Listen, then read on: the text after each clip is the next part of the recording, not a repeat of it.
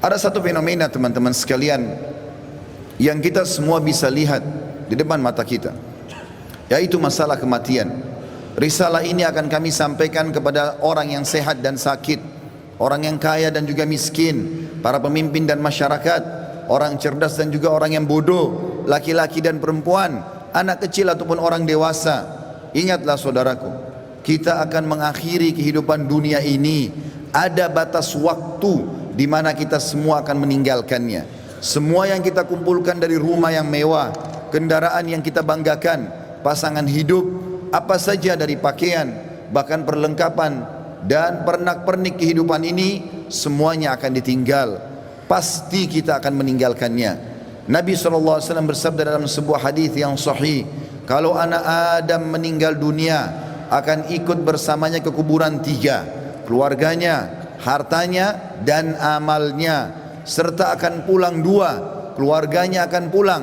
Secinta-cintanya seorang istri pada suaminya, pasti dia tidak akan pernah menginap di kuburan itu. Dia akan pulang. Cinta-cintanya seorang suami pada istrinya juga tidak akan tinggal menemani istrinya di kuburan. Orang tua dengan anak, teman dengan temannya, bawahan dengan atasannya, semuanya akan meninggalkan kuburan tersebut. Begitu juga dengan harta. Mobil semewah apapun hanya diparkir di pagar kuburan. Setelah itu akan dibawa pulang menjadi warisan. Yang tinggal bersama kita hanya satu, amal kita, yang selama ini selalu kita lalaikan.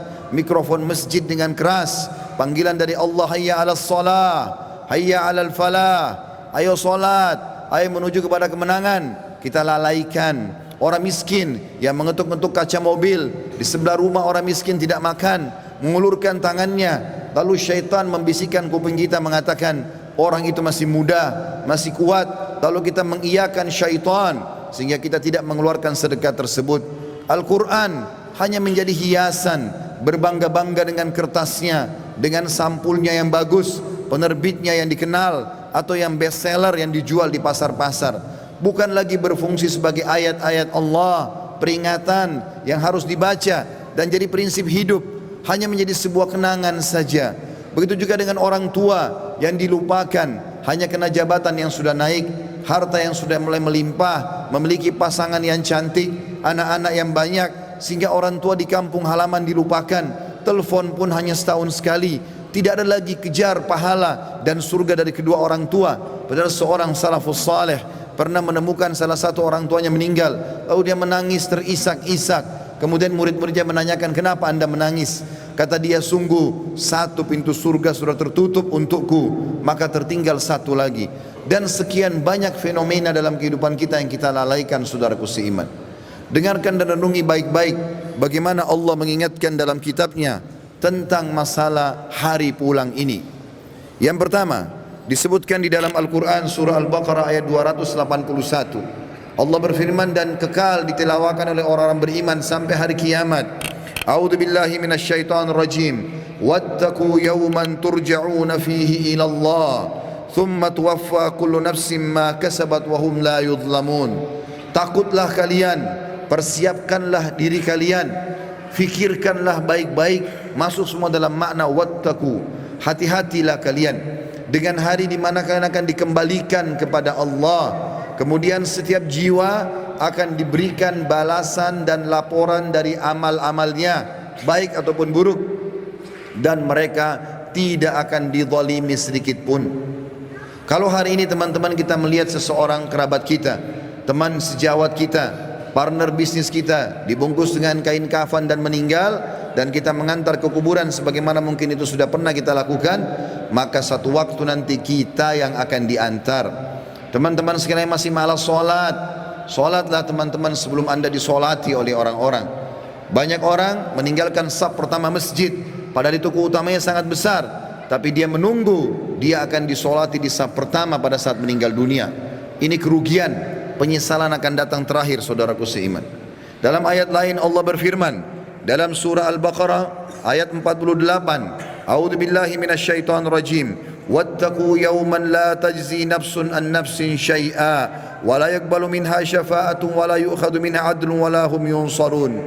Hati-hatilah kalian, perhatikan baik-baik, renungi baik-baik kata Allah, hari di mana tidak ada lagi jiwa bisa membantu jiwa yang lain, dan tidak akan diterima lagi rekomendasi-rekomendasi, pertolongan-pertolongan, dan juga tidak akan pernah ada yang bisa memenangkan.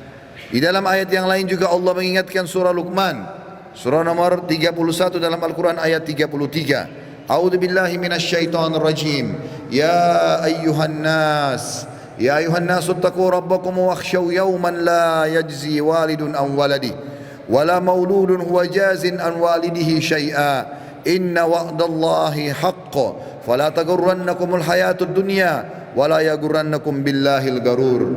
Artinya, hai sekalian manusia, wahai manusia, Allah memanggil semua kita tanpa mengenal sukunya, bangsanya, jabatannya, status sosialnya, ataupun laki-laki dan perempuan, muda ataupun tua. Allah mengatakan, wahai manusia, takutlah kalian kepada Tuhan kalian dan khawatirlah terhadap hari di mana tidak akan ada lagi pertolongan, tidak ada orang tua bisa menolong anaknya, dan tidak lagi anak-anak bisa menolong orang tuanya. Sesungguhnya janji Allah pasti benar. Jangan kehidupan dunia melalaikan kalian, dan jangan sampai kalian terlalaikan. Allah subhanahu wa ta'ala mengingatkan di ayat yang lain, surah Al-Muzammil, surah nomor 39 ayat 17 sampai 19. Allah berfirman, a'udzubillahi minasyaitonir rajim. Fakaifa tattaquna in kafartum yawman yaj'alul wildanu shiba. Bagaimana kalian bisa memungkiri hari di mana anak kecil pun bisa menjadi tua tiba-tiba? As-sama'u munfatirum bih, pada hari kiamat nanti maka langit-langit pun akan pecah. Kana wa'duhu maf'ula, dan itu janji Allah pasti akan terjadi. Inna hadhihi tadhkirah, ini adalah peringatan yang sangat bermanfaat. Faman syaa'a attakhadha ila rabbih sabila, siapa yang berakal maka dia segera mengambil jalan menuju ke Tuhannya. Saudaraku seiman, ada seorang soleh dulu kaya raya di zaman tabi'in di Irak. Dia lagi duduk di kebun kurmanya. Orang ini kebetulan sering ibadah, rajin sekali ibadah. Satu waktu dia pernah lalai beribadah. Ada beberapa waktu dari amal-amal sunnah yang dia tinggalkan, bukan amal wajib. Lalu kemudian di kebun kurmanya dia duduk, dan seringkali dalam beberapa hari di mana dia lalai itu, dia menguruh pegawainya memetik kurma-kurma yang masih segar, ditaruh di depannya, lalu dia menyuruh semuanya bubar untuk dia nikmati sendiri kurma itu. Dan kebunnya ini ditutup dengan pagar yang sangat tinggi, tidak ada yang bisa masuk. Maka pada saat dia lagi duduk menikmati kurma tersebut, tiba-tiba di depannya semak belukar ya, bergerak seakan-akan ada orang. Maka dia sambil marah mengatakan, siapa kamu? Begitu beraninya kamu masuk ke dalam kebunku tanpa izin. Maka tiba-tiba keluar dari semak belukar tersebut orang yang dia tidak kenal. Lalu orang itu mengatakan, sesungguhnya aku adalah sosok yang tidak butuh izin untuk datang ke tempat siapapun. Aku sosok yang selalu ditakuti oleh seluruh raja-raja dan orang-orang yang membongkok atau menyombongkan diri. Aku sosok yang selalu kalau datang tidak pernah terlambat dalam menyelesaikan urusanku. Maka tiba-tiba orang soleh dan kaya ini menundukkan matanya yang tadinya melotot karena merasa marah, tiba-tiba dia ketakutan. Lalu dia mengucapkan kalimat, apakah Allah masih memberikan aku kesempatan untuk kembali? Maka dia pun, orang itu pun mengatakan, masih ada beberapa waktu untukmu, maka bertaubatlah. Tiba-tiba orang itu menangis, kemudian dia angkat kepalanya, orang yang tadi menyampaikan berita itu sudah hilang. Teman-teman sekalian, kita tidak butuh menunggu kita sakit masuk ke ruangan ICU baru mati. Kita juga tidak butuh teman-teman sekalian untuk menjadi tua dan ubanan semua rambut kita baru kita meninggal dunia. Kita tidak butuh tiba-tiba teman-teman stroke ataupun tubuh kita melemah atau kulit kita keriput baru kita meninggal dunia.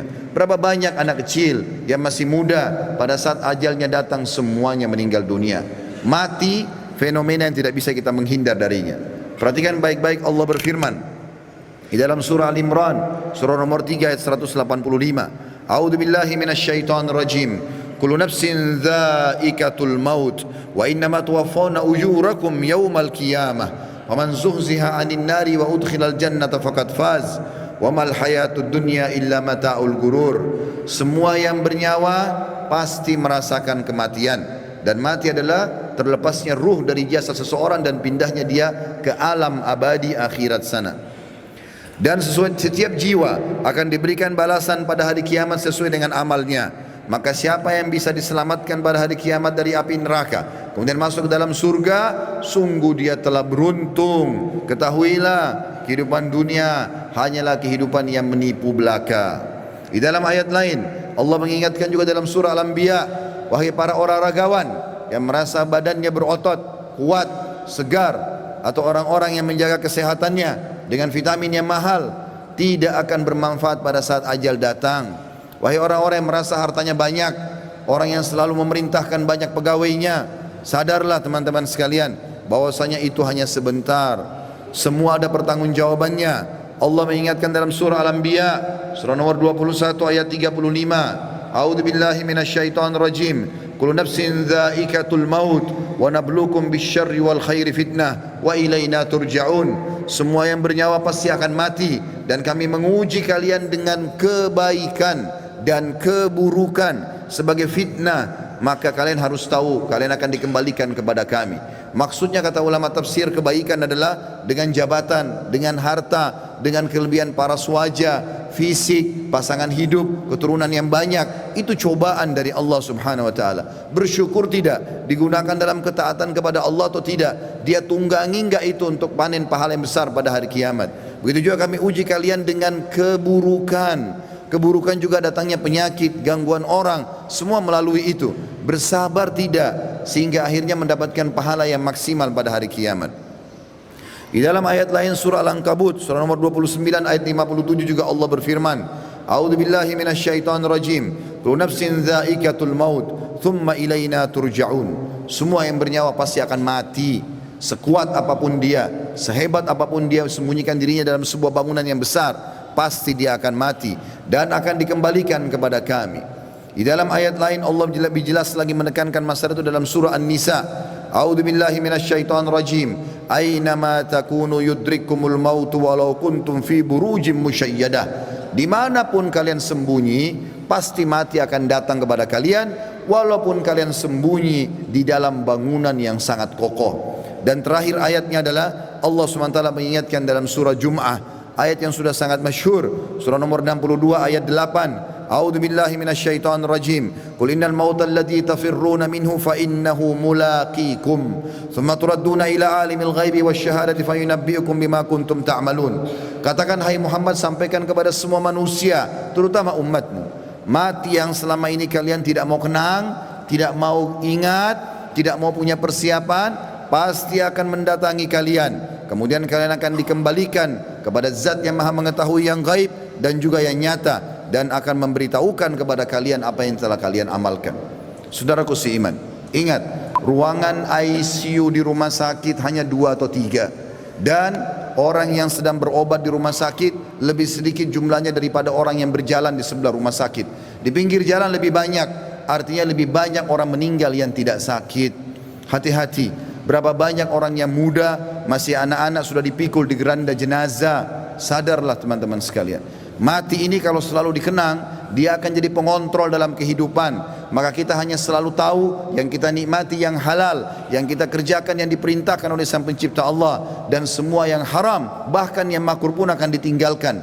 Mati adalah pengawas yang sangat baik. Makanya kata Nabi SAW dalam sebuah hadis, kafa bil mauti dzakira, cukuplah mati itu akan menjadi peringatan bagi orang-orang. Ini bukan bermaksud menakut-nakuti, tetapi kita harus sadar sebagai seorang muslim, salah satu rukun iman kita iman kepada hari kiamat, rukun iman yang kelima, dan rentetannya adalah mengetahui kematian akan datang, mengetahui adanya alam barzah, dan juga kita tahu akan ada pembangkitan hari kiamat dan ditimbang amal baik dan amal buruk, serta juga akan ada surga dan neraka. Ini penentuan terbaiknya adalah pada saat sekarang kita masih hidup. Jangan terus-menerus lalai. Cukuplah yang telah berlalu. Kata para ulama, kalau yang berlalu adalah kebaikan, bersyukurlah dari amal soleh. Kalau perbuatan buruk, maka bertaubatlah. Kalau seandainya kamu masih hidup hari ini, perbaikilah amalmu hari ini, dan hari esok kau hanya bisa membuat program. Oleh karena itu teman-teman sekalian, hati-hatilah dengan masalah-masalah seperti ini. Sebaiknya setiap muslim harus sadar, memperbanyak mendalamkan ilmu agama dan beramal soleh, serta bertobat dari dosa-dosanya.